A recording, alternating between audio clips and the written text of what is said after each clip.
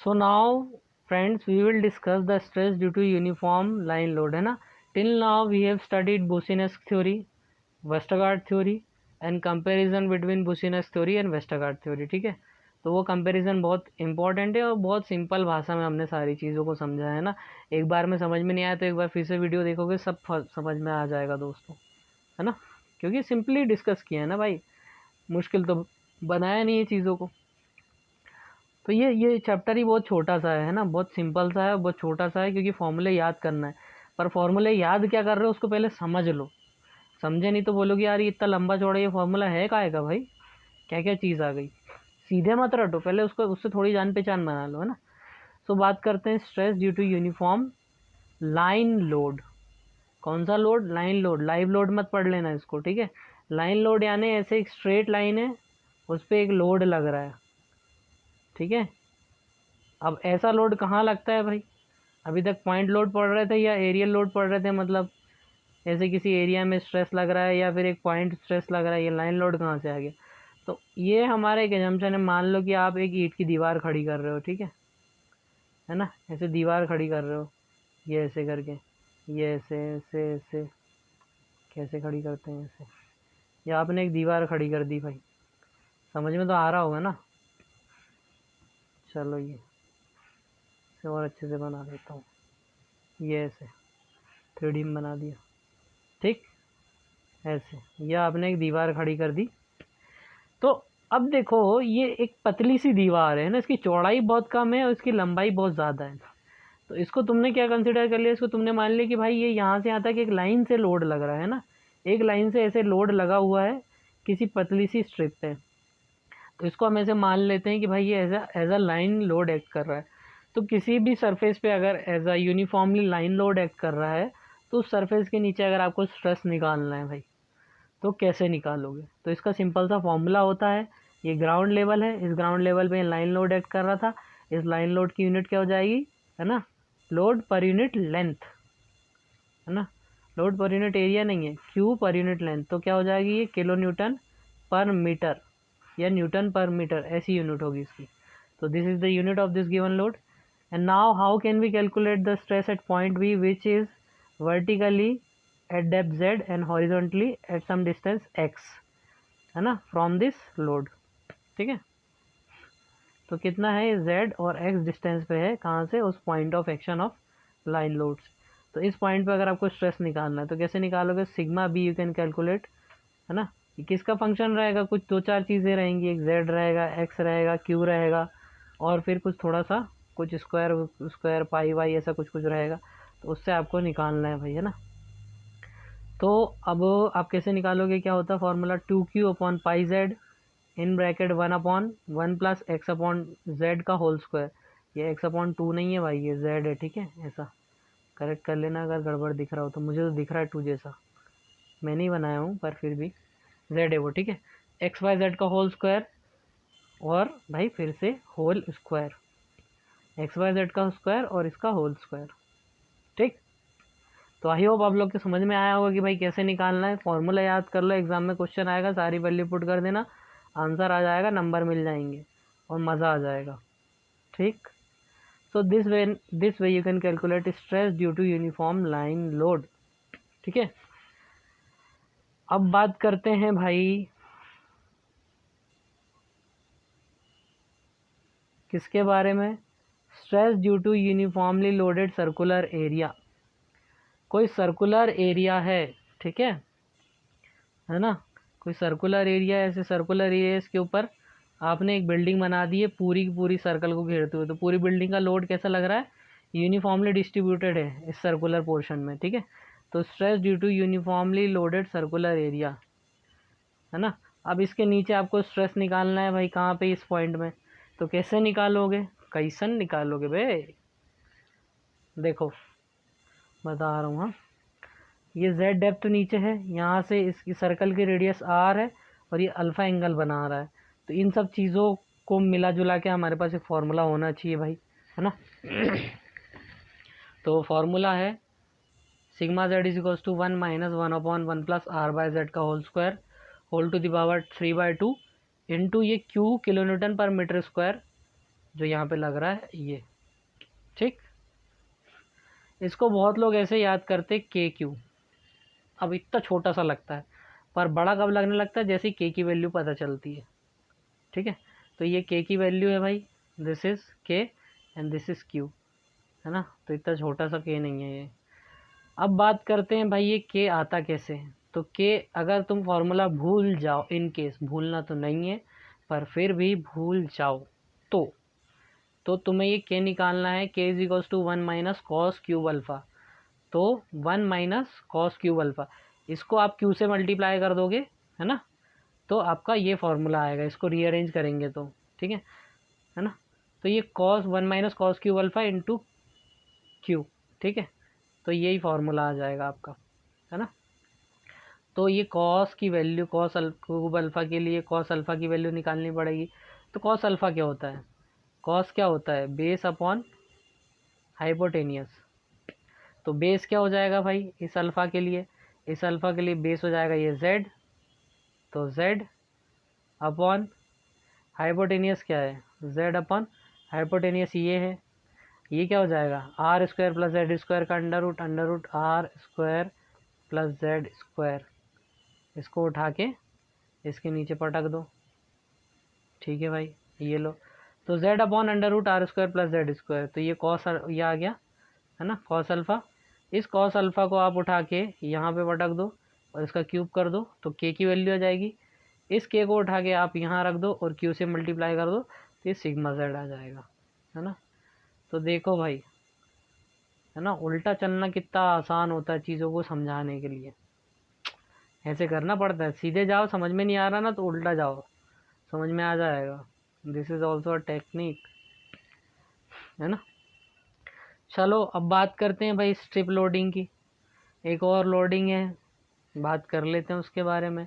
Stress due to strip loading, है ना friends. आप इसको सब्सक्राइब ज़रूर करें, क्यों, क्योंकि ये जो सारा जो कंटेंट हम लोग तैयार कर रहे हैं ना, इसमें हम लोग बाद में शॉर्ट्स भी तैयार करेंगे। तो आपको बहुत कम नॉलेज, मतलब बहुत ज़्यादा नॉलेज बहुत कम समय में मिल जाएगा, है ना। बात मत पकड़ लेना तुम लोग, नहीं तो पता चला वीडियो बना के डाल दो कम नॉलेज मिल रहा बोले, है ना। बहुत ज़्यादा नॉलेज बहुत कम समय में मिल जाएगा, है ना। शॉर्ट्स बना के डालेंगे अपन एक एक लोडिंग के, है ना, क्योंकि वैसे ही फार्मूला इंपॉर्टेंट है। तो भाई फार्मूला हमें 1 मिनट में एक फार्मूला मिल जाए, एक पूरा ये मिल जाए कि भाई स्ट्रिप लोडिंग के थ्रू, सर्कुलर लोडिंग के थ्रू, तो कितना आसान हो जाएगा इसको, मतलब कम समय में रिवाइज करना, है ना। सो डू सब्सक्राइब, अगर आपको कंटेंट पसंद आ रहा है तो ज़रूर करें, है ना। तो stress due to strip loading, अब स्ट्रिप लोडिंग की वजह से जो स्ट्रेस होता है वो कैसे कैलकुलेट करते हैं, है ना। तो स्ट्रिप लोडिंग यानी कि भाई ऊपर आपके एक स्ट्रिप कंटिन्यूसली एक्ट कर रही है, लोड, है ना, लोड लग रहा है, ठीक है। तो ये है स्ट्रिप लोडिंग है आपकी, क्वेश्चन में दिया रहेगा, है ना। Calculate the stress due to given strip loading. तो ये इस स्ट्रिप का जो लोड है क्यू है वो, ठीक है। बात करते हैं, ये ग्राउंड लेवल है, ठीक। और ग्राउंड लेवल है एट सम पॉइंट, हमें इस पॉइंट पे अगर हमें स्ट्रेस निकालना है ना, इस पॉइंट पे, इस पॉइंट को हमने नाम दे दिया ओ, ठीक है, एट सम डेप्थ जेड। तो सिग्मा जेड की वैल्यू क्या हो जाती है, Q by pi into theta plus sine theta, ठीक, है ना, into theta plus sine theta. अब मैंने ये फॉर्मूला बताया, आपको सीधे पकड़ लिया होगा आपने कि ये जो थीटा है ये वाला थीटा है ना। ये एंगल पता होना बहुत ज़रूरी है भाई, ये आधा थीटा मत रख देना, है ना। ये है थीटा, ठीक है। तो ये वाला थीटा है, theta plus sine theta. Q क्या है, ये लोड लग रहा है। पाई क्या है, ये पाई है। थीटा की वैल्यू कैसे निकालोगे, है ना, थीटा की वैल्यू गिवन रहेगी क्वेश्चन में, ठीक है। और नहीं दी रहेगी तो यू कैन कैलकुलेट जेड दिया रहेगा, ये टोटल विड्थ दी रहेगी। तो यहाँ से आप, है ना, थीटा बाई 2 आराम से कैलकुलेट कर सकते हो, फिर आप थीटा कैलकुलेट कर सकते हो, है ना। कैसे निकालोगे थीटा बाई 2, अभी ये दिया रहेगा और ये दिया रहेगा तो नहीं निकाल लोगे, हाफ थीटा बाई 2 नहीं निकाल लोगे, उसको 2 से मल्टीप्लाई कर दोगे तो थीटा आ जाएगा कि नहीं। सिंपल सी बात है यार भाई। तो ये इतना सिंपल सा फार्मूला था, पर इससे पहले मुझे आपको ये फार्मूला बताना था, पर मैंने ये इसलिए नहीं बताया क्योंकि ये थोड़ा सा, है ना, टिपिकल है। तो अब इसके बारे में बात करते हैं। जब सिंपल चीज़ें पकड़ में आने लगती हैं ना तो फिर टिपिकल और इजीली समझ में आ जाती है। मान लो कि ये लोड यहाँ नहीं लग रहा होता, यहाँ नहीं लग रहा होता, इस पॉइंट को उठा के हम यहाँ पटक दें। अब यहाँ पे आपको स्ट्रेस निकालना है, ठीक है ना।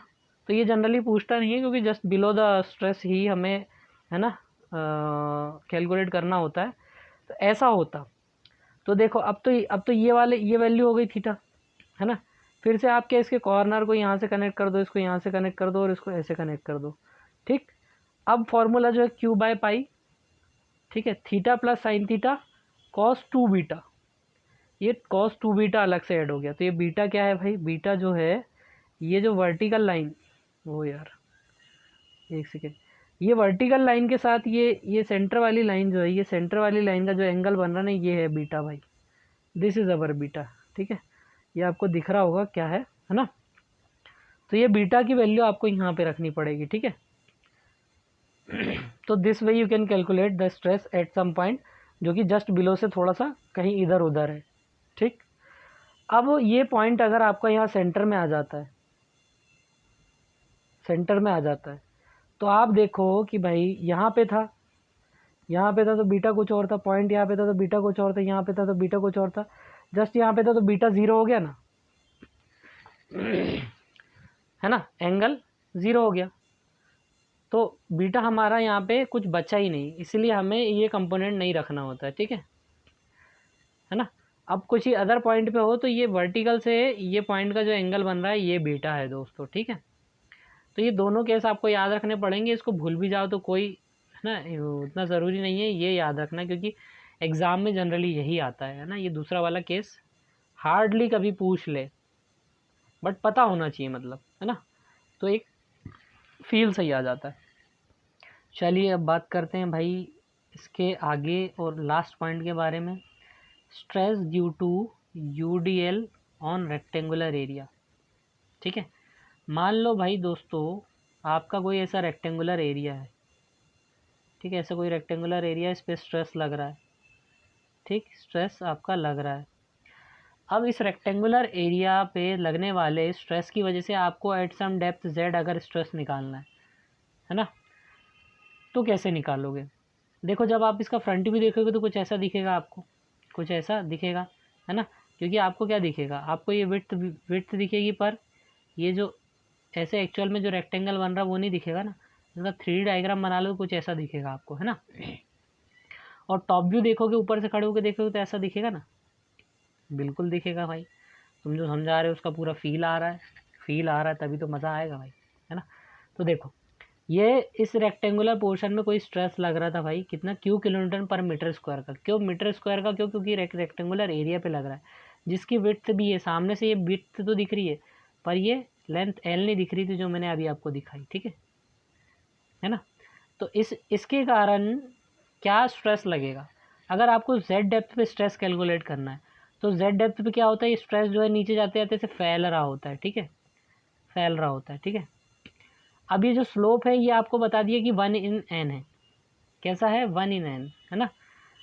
तो भाई ये जो विड्थ है ये कितनी हो जाएगी, ये अगर ये डेप्थ z है तो ये nz हो जाएगी, है ना। ये तो b है तो इसको सीधे सीधे खींच दो, ये तो b ही रहेगी यहाँ से यहाँ तक। स्लोप अगर 1/n है ना तो ये nz हो जाएगी, ये वाली भी क्या हो जाएगी, nz हो जाएगी, ठीक। तो नीचे वाले जो नीचे एक रेक्टेंगल बनेगा, ये वाला रेक्टेंगल, ये छोटा रेक्टेंगल है जहाँ पे स्ट्रेस लग रहा है, और ये z डेप्थ वाला रेक्टेंगल है, एट सम डेप्थ z पे जो रेक्टेंगल बन रहा है। तो z डेप्थ पे बनने वाले रेक्टेंगल के डायमेंशन अगर हम लोग निकालें तो ये जैसे ये b प्लस एन जेड, तो b प्लस 2nz हो जाएगा। ऐसे यहाँ पे भी भाई बन रहा है, जो यहाँ पर जो नीचे जो साइड वाइज बन रहा है, तो ये तो l है, पर ये नीचे जाके l भी बढ़ गई ना, ये l थी ऊपर यहाँ पर, और नीचे जाके l प्लस कुछ और हो गई, ये बढ़ गई, तो ये क्या हो जाएगी, l प्लस 2nz, ये भी l प्लस 2nz हो जाएगी। तो ये b प्लस 2nz यानी ये वाला डायमेंशन हो जाएगा l प्लस 2nz, ठीक है। तो ये ऊपर वाले रेक्टेंगल के डायमेंशन आ गए भाई l इंटू बी, और नीचे वाले रेक्टेंगल के डायमेंशन आ गए b प्लस 2nz, ठीक है, और l प्लस 2nz, ठीक। ये बात इतनी हमारे समझ में आ गई, बहुत बढ़िया, इतना समझ में आ गया तो अब कुछ बचा ही नहीं। स्ट्रेस इज इक्वल्स टू क्या होता है, स्ट्रेस इज इक्वल्स टू होता है load per unit area. Load निकाल लो, लोड कैसे निकालोगे, देखो क्यू किलो न्यूटन पर मीटर स्क्वायर किस किस एरिया पे लग रहा है, एल इंटू बी पे लग रहा है, ठीक है। तो इसको किलोमीटर पर मीटर स्क्वायर को एरिया से मल्टीप्लाई कर दो तो किलोमीटर में लोड आ जाएगा आपका। तो Q किलोमीटर पर metre square into L metre into B metre, है ना। तो ये लोड आ गया, ये Q आ गया, ये Q की वैल्यू आ गई, है ना। Q को एरिया न्यूटन पर मीटर स्क्वायर, किलोमीटर पर मीटर स्क्वायर को मीटर स्क्वायर से मल्टीप्लाई किया तो मीटर स्क्वायर से मीटर स्क्वायर कैंसिल हो गया और Q किलो न्यूटन हमारा ये लोड आ गया। तो ये लोड की वैल्यू आ गई। अब किस एरिया पे लग रहा है, ये कहाँ पे निकालना है, Z डेप्थ वाले एरिया पे। तो इसका एरिया क्या हो जाएगा, B plus 2NZ into L plus 2NZ, ये बड़े वाले रेक्टेंगल का एरिया, ठीक है। तो लोड आपने निकाल लिया और एरिया क्या है, ये डायमेंशन इंटू ये डायमेंशन, ये वाला एरिया इस पूरे एरिया पे, ठीक। तो क्या हो जाएगा B plus 2NZ into L plus 2NZ। I hope दोस्तों आप लोग के समझ में आई होगी बात। अगर नहीं आई ना तो एक बार फिर से देखो, वीडियो आ जाएगी, है ना, क्योंकि कॉन्सेप्चुअली बहुत अच्छे से हमने इस चीज़ को समझा है। सो आई होप आप लोग के ये पूरा, है ना, स्ट्रेस डिस्ट्रीब्यूशन समझ में आया होगा। इसके बाद अगर कुछ चीज़ें ऐसा लगता है आपको कि कुछ बाकी हैं, है ना, तो ये समझ लो कि वो एग्ज़ाम पॉइंट ऑफ व्यू से उतनी इंपॉर्टेंट नहीं है। और फिर भी अगर कुछ चीज़ ऐसी है जो छूट रही हैं, है ना, मुझे पता है कि अगर कुछ छूट रहा है तो वो सिर्फ न्यूमेरिकल में उसको समझना इंपॉर्टेंट है, ठीक है ना। तो till now we have finished stress distribution, है ना। स्ट्रेस डिस्ट्रीब्यूशन हमारा कंप्लीट हो चुका है। जो मोस्ट इंपॉर्टेंट चीज़ें थी वो कवर की हैं, जो लीस्ट इंपॉर्टेंट चीज़ें थी वो भी कवर की हैं। तो जो भी कुछ हमारा सिलेबस का पार्ट था जो एग्ज़ाम में आता है वो हमने ऑलमोस्ट सारा का सारा कवर किया है दोस्तों, है ना, गेट एग्ज़ाम के पॉइंट ऑफ व्यू से, ठीक है। सो आई होप आप लोग की बात समझ में आई होगी। अगर चीज़ें समझ में आ रही हैं और मेरे एफर्ट्स आपको यूज़फुल लग रहे हैं तो चैनल को सब्सक्राइब ज़रूर करो, लाइक करो, शेयर करो। और ये नोट्स चाहिए भाई, ये नोट्स है ना, ये नोट्स चाहिए ना तो नीचे कमेंट करो, ठीक है। PDF आपको मिल जाएगा, है ना, PDF आपको मिल जाएगा भाई, ठीक है। So till then keep watching, stay tuned, thanks for watching दोस्तों।